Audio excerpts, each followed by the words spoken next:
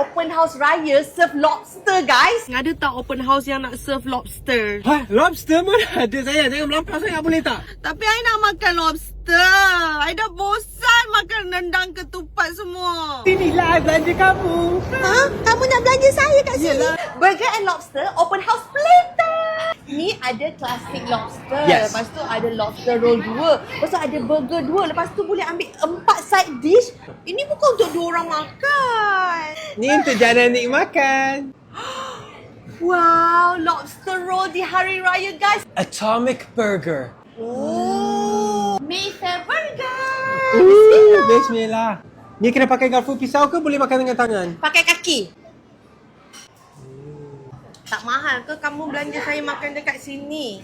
Dia macam berbaloi sebab ada semua sayang. Terima kasih. Semoga Allah murahkan lagi rezeki suami saya. Amin. Tak boleh bayar kan? Ha, basuh pinggan Ayo balik. Basuh, tak apa sayang.